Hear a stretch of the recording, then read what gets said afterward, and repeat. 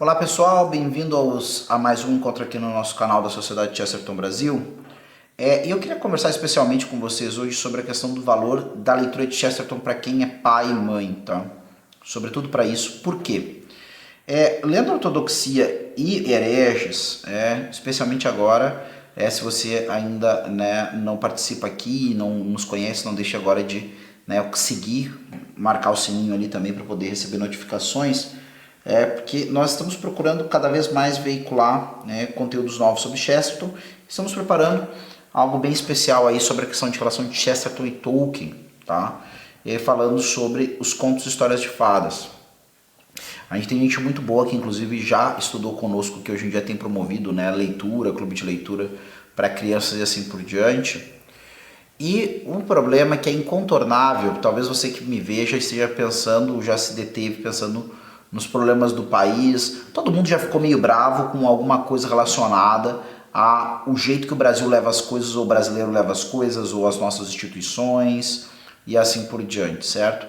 Não entre em pormenores aqui para não acirrar nenhuma opinião política, até porque a minha ideia não é tratar de política no sentido mais material da coisa, mas me permito apenas falar de coisas políticas em sentido filosófico, Mas, menos ainda do que isso, falar da questão de antropologia, O que é antropologia? Estudo do ser humano. Antropologia filosófica tem uma reverberação teológica também, tá? E o que é isso que eu queria falar? Talvez você já ouviu falar sobre virtudes, certo? Então, o que são virtudes? Na nossa concepção atual, são coisas boas, bons hábitos arraigados na pessoa, tá?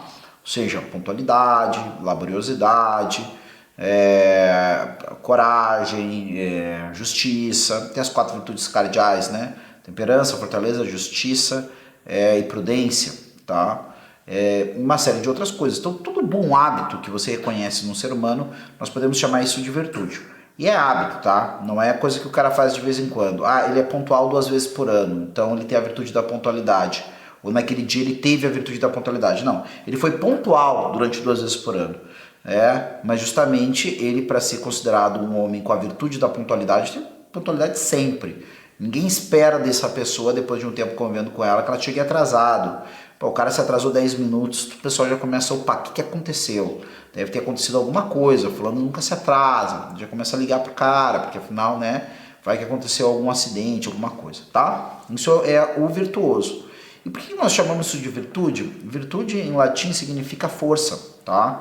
Ou seja, são forças que permitem a um sujeito ser livre, cada vez mais livre, Ou seja, qualquer pessoa vai perceber que no nosso arranjo de coisas, tá? É uma coisa bem importante ser alguém pontual.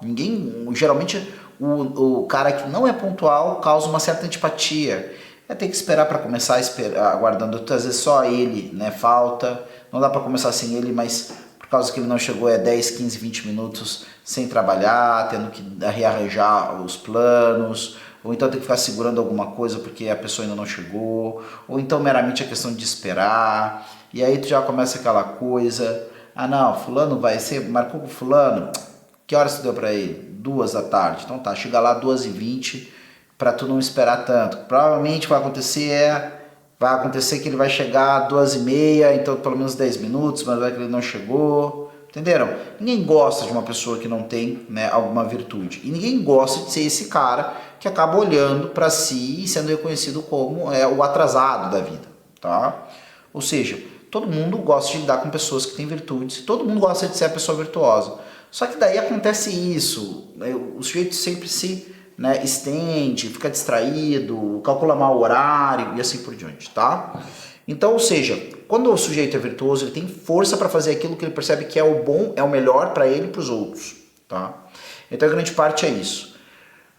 O que acontece quando a gente, e às vezes é evidente, parece que muito do nosso contexto é isso, a gente ouve falar, volta e meia, de pessoas que têm as melhores intenções do mundo, tá?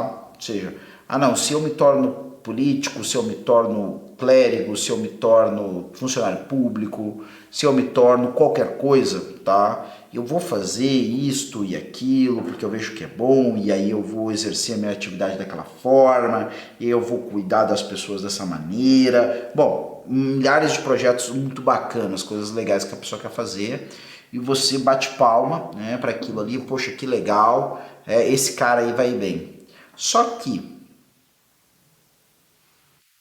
se eu tenho alguém mais experiente nessa roda de conversa, em que esse meu futuro qualquer coisa que apresentou, né, planos maravilhosos, falou do que gostaria de fazer, se tem alguém mais velho, a pessoa vai dizer assim, não, bacana, tranquilo, acho muito legal. Se você conseguir fazer desse jeito lá, eu vou te dar os parabéns.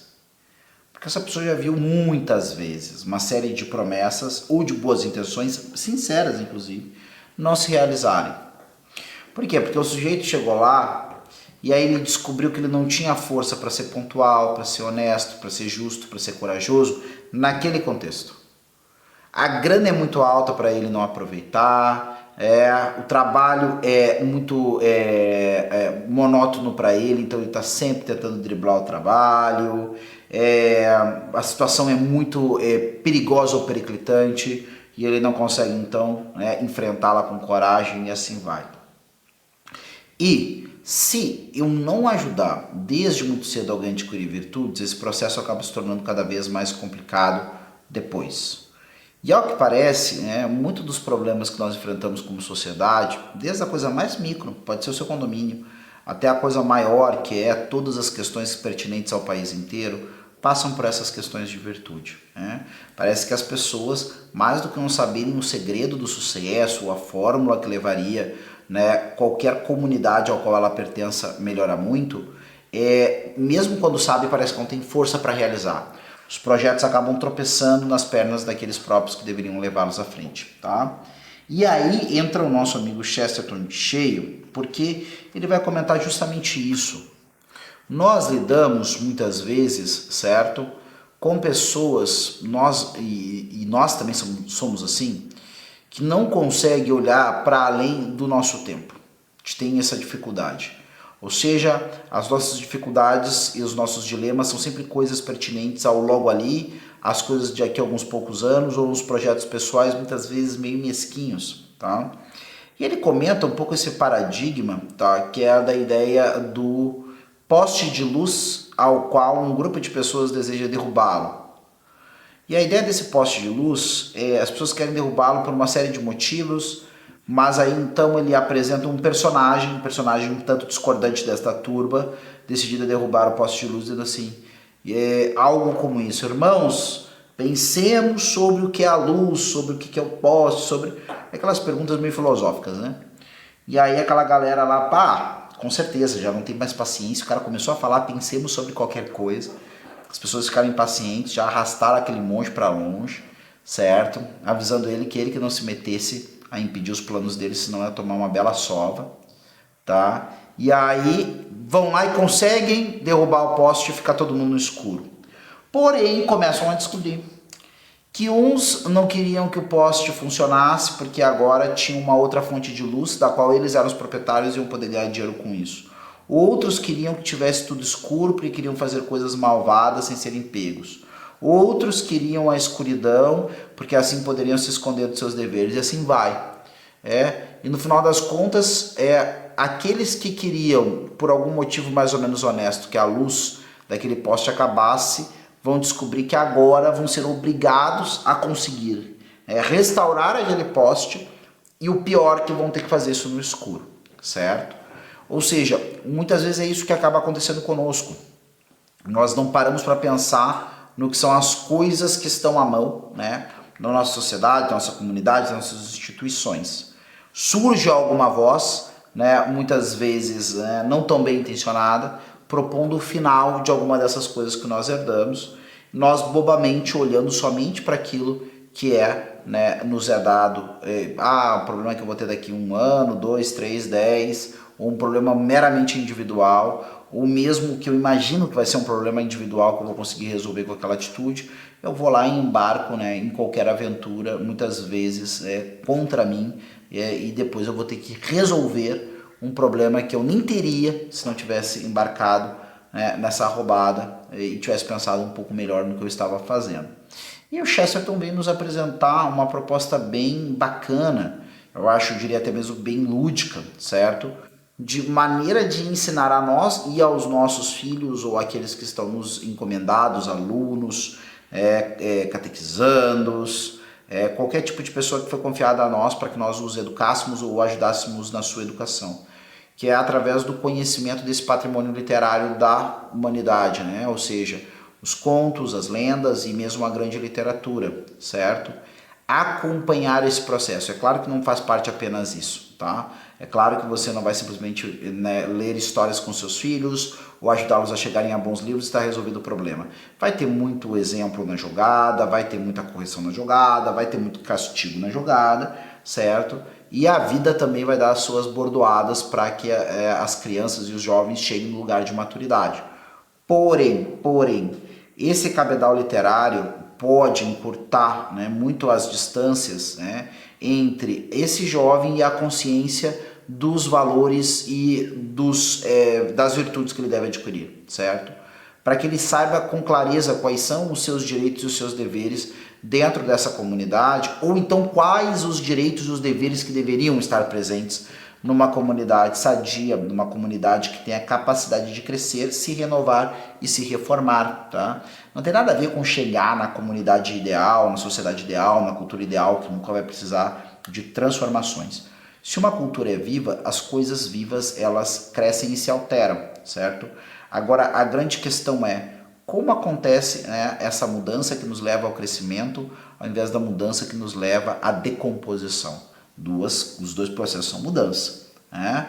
Agora, a mudança de um organismo vivo é crescer para adquirir cada vez mais qualidades, né, que tornem ele mais forte, feliz e apto. Agora, também a mudança, né, a morte e depois disso a decomposição, tá?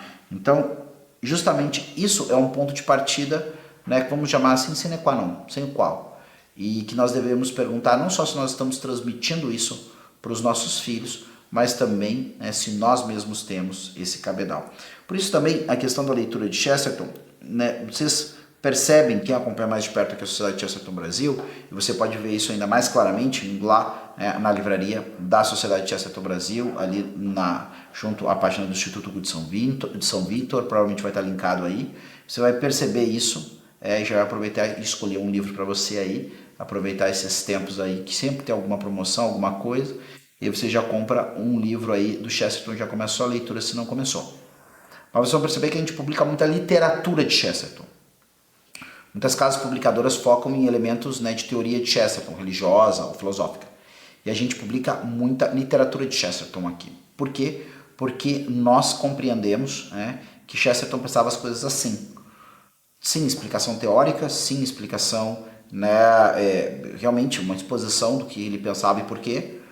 E ilustrar isso através de histórias que, além daquilo tudo que a humanidade produziu, histórias onde ele conseguia ir mais direto ao nervo daqueles valores fundamentais, onde nós temos, né, verdadeiras preciosidades, como por exemplo a coletânea do Padre Brown, certo? A Taberna Ambulante e tantas outras obras que nós publicamos, que você pode conferir lá na nossa livraria, está bem? Fica essa dica aí para você hoje, para você pensar sobre, né, como as grandes histórias influenciam você e podem influenciar as pessoas que foram colocadas ao seu cuidado. Se você gostou desse vídeo, não deixe de curtir, também compartilhar com quem você sabe que gosta desse conteúdo. Até a próxima, tchau!